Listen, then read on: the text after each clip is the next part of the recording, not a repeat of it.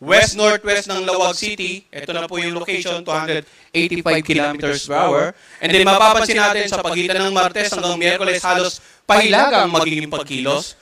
Bukas or sa darating na Martes, posibleng nakalabas na ng PAR. Subalit sa Miyerkules, bagyang kikilos, pahilagang silangan naman. At 380 kilometers west of Itbayat, Batanes. So, nakikita rin natin sa dating na Huwebes, ay nandito na siya sa may bandang Taiwan area. So, posibleng, Wednesday ng gabi hanggang Thursday ng madaling araw ay muling pumasok sa ating Philippine Air Responsibility. At sa dating na Biyernes, posibleng, dahil sa interaction niya with the landmass of Taiwan, posibleng umina na lang bilang isang low pressure area ang super typhoon Siwan. So, ito po yung tinatayan nating pagkilos. However, yung scenario ito, posible pang mabago, kaya nagbibigay po tayo ng 3-hourly update, no? Lagi ang tabayanan yung 3-hourly update ng Pag-asa. So, ito pong pinakikita natin ay forecast track ng posibleng pagkilos ng mata ng super typhoon na Siwan. Pero dapat tandaan po natin na ang bagyo ay hindi isang tuldok lamang sa mapa. Ang bagyo po ay may lawak. Makikita natin itong kulay nito at itong kulay pula nagpapakita ng mga lakas na hangin na dala ng bagyo at posible pong simula sa sentro ng bagyo, ang lawak ay umaabot hanggang around 800 kilometers. So, more so dito sa west at saka northern part ng bagyo. So, kung ang bagyo po ay nandito na mamaya sa bandang coastal waters ng Aurora, yung tinatayang mata nito, dahil sa lawak nito na umabot ng 800, yan po ang reason kung bakit mayroon tayong mga lugar na malayo sa sentro, subalit may mga wind signal. At ano nga ba yung mga lugar na yun? So, ang pag-uusapan naman po natin ngayon ay yung tropical cyclone wind signal. Lakas po ito ng hangin na posibleng maranasan sa inyong lugar, no? So, ito naka-highlight ng violet. Yan po yung may signal number 5. Pinakamalakas na hangin mula 118 to 184 or na kph or greater than 184 kph dito nga sa central portion ng Aurora, sa Pulilo Island, northern portion ng Camarines Norte, eastern portion ng Camarines Sur, at Catanduanes.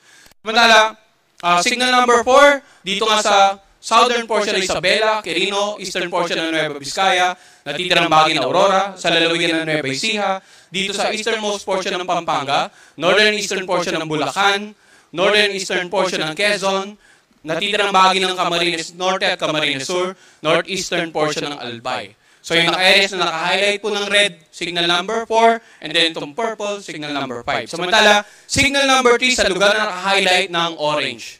Southern portion ng mainland Cagayan, natitirang portion ng Aurora, sa Pulilo Island, northern portion ng Camarines Norte, eastern portion ng Camarines Sur, at Catanduanes. Samantala, signal number 4, dito nga sa southern portion, Pangasinan, Zambales, Bataan, Tarlac, natitirang bahagi ng Pampanga at natitirang bahagi ng Bulacan. Yung mga lugar na may wind signals number 5, 4, 3, napakalakas po ng hangin dyan, no? Epekto, makakasira ng mga iba't ibang uri ng struktura, makakapagpatumba na nakararaming uri ng pananim, mga poste ng kuryente, makakasisira ng mga bahay, lalong-lalo na po yung mga gawa sa mga light materials. And then yung mga karagatan magiging maalon hanggang sa napakaalon, bukod pa yung sa dalampag ulan. Pero sa ngayon, ang pinag-uusapan po muna natin, yung epekto ng malakas na hangin. Samantala, meron pa rin wind signal number 3 dito nga sa Metro Manila, Cavite, Batangas, Laguna, sa natitirang bahagi ng Quezon, Marinduque, natitirang bahagi ng Albay, Sorsogon, Ticao, Burias Island, at Northern Samar. So yan po yung binabanggit natin, no?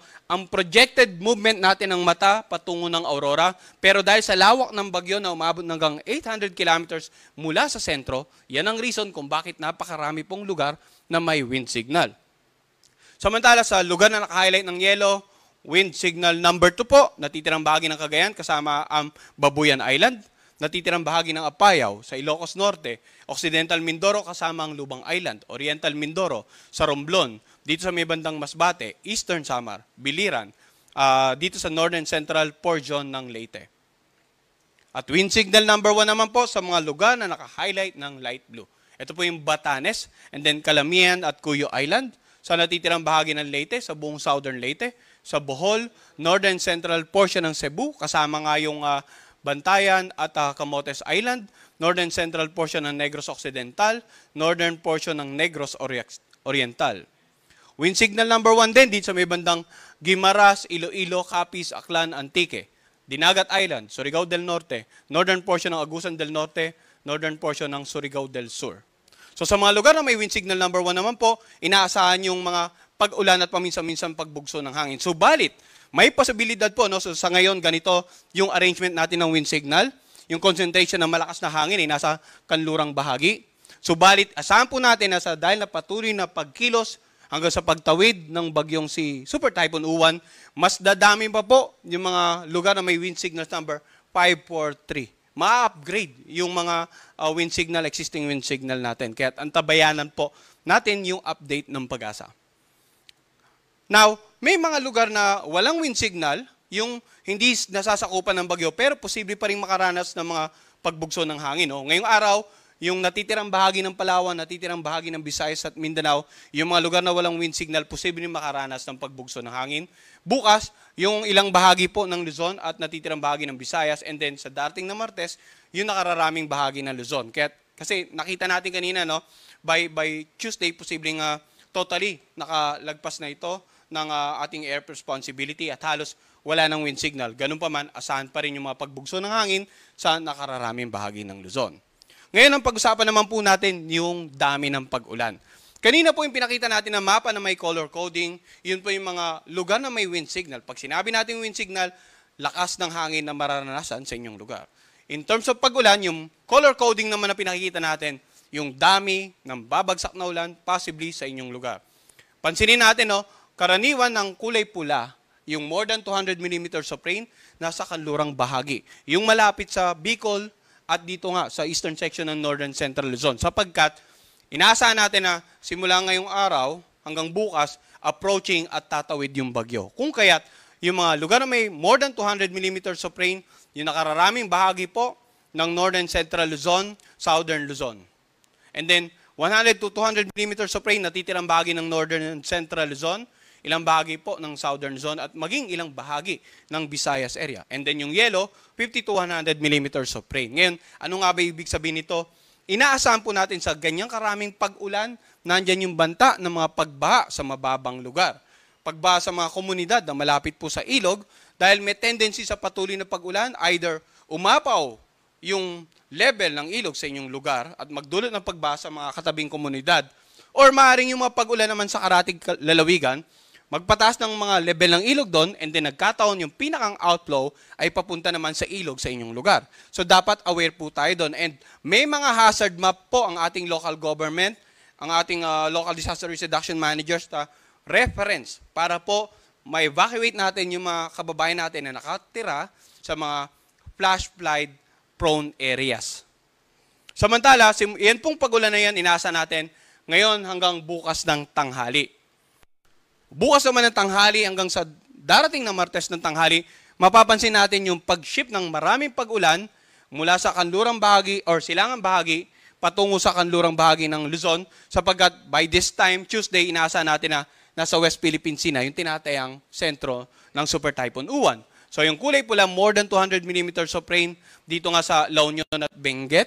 And then of course, yung orange, naka-highlight, 100 to 200 millimeters of rain, and then 50 to 100 millimeters of rain naman. So paalala po, no, lalo na yung mga kababayan natin na nakatira sa mountainous regions ng Northern Luzon, yung mga lugar na very prone naman po sa landslide. Kung ilang araw pong inaasahang umuulan or uulanin ninyong lugar, then mas malaki po ang tsansa na magkaroon ng mga landslide sa inyong lugar. Kaya ngayon pa lamang po, ang payo natin, yung epekto ng pag-ulan, pagbaha sa low-lying areas, pagbaha sa mga komunidad na malapit sa paanan ng bundok or sa gilid ng ilog, at pagguho ng lupa sa mga komunidad na malapit po sa mga paanan ng bundok. Iyan po ang dapat isa sa mga paghanda natin bukod sa impact ng malalakas na hangin na mararanasan natin sa ating mga lugar. Pag-usapan naman po natin yung daluyong or yung storm surge, yung malalakas na alon na hahampas sa mga coastal areas dahil sa paparating na Super Typhoon Uwan.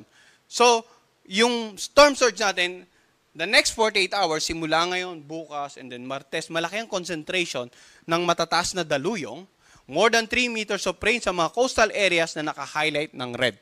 Mapapansin natin, halos yung mga lalawigan sa silangang bahagi ng Luzon. Bakit? Sapagkat iyan po yung lugar na dadanan ng paglapit ng Super Typhoon, yung sentro. Kaya't andyan yung mataas na projected storm surge height. Yung orange naman, 2.1 to 3 meters, and then yung yellow, yan po yung mga lugar na posibleng makaranas ng 1 to 2 meters na daluyong, storm surge.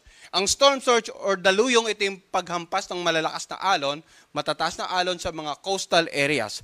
So hopefully, lalong-lalo po sa mga kababayan natin sa silangang bahagi ng bansa, na i-secure na natin yung ating mga bangka, na itali na natin, and then kung para makaiwas sa coastal flooding, hopefully nasa mga designated evacuation center na yung mga kababayan natin or sa mga kababayan natin na malayo sa mga coastal areas para may iwasan naman yung peligro na dala ng storm surge.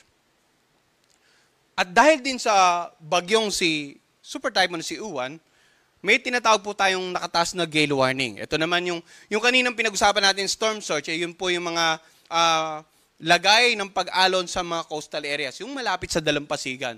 Ang gale warning naman, yung hanggang offshore, malayo, yung kumbaga sa laot. Makikita natin yung mga karagatan sa paligid ng Luzon, Eastern Visayas, at maging dito sa eastern part ng Mindanao. Nakataas po ang gale warning, inaasahan na magiging maalon hanggang sa napakaalon po ang mga karagatan dyan, hanggat maaari iwasang pumalaot dito po sa mga karagatang ito na naka-highlight ng pula dito sa ating gale warning na mapa.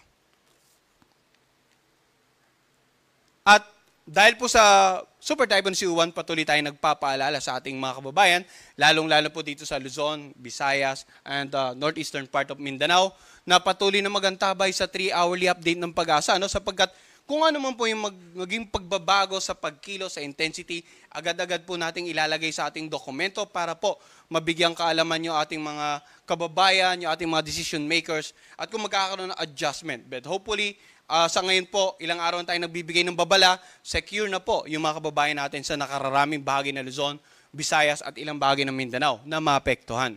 Patuloy ding makinig at makisa sa inyong local government at saka local disaster risk reduction managing officers para sa inyong kapakanan at kaligtasan. Huwag pong matigas ng ulo, sundin lang natin yung kanilang payo para makaiwas tayo sa peligro ng paparating na bagyo. Pangatlo, sa kasagsagan ng bagyo sa inyong lugar, manatili po sa loob ng bahay.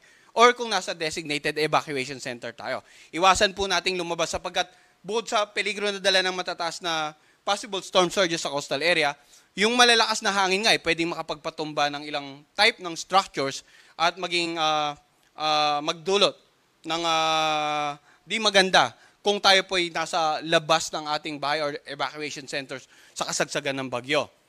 And then, pang-apat na paalala natin, kanina hinighlight natin lugar na may gale warning, lugar na may wind signals. Huwag na munang pumalaot po yung mga kababayan natin, lalong-lalo yung mga mangingisda at yung mga may maliit na sakyang pandagat. Sa mga lugar ng may wind signal, sa mga karagatan po na may mga wind signal. At yan po muna latest mula dito sa Pag-asa Weather Forecasting Center. Ang susunod po nating Tropical Cyclone Bulletin ay ipapalabas mamayang 2:00 ng hapon. Magandang araw po sa inyo lahat.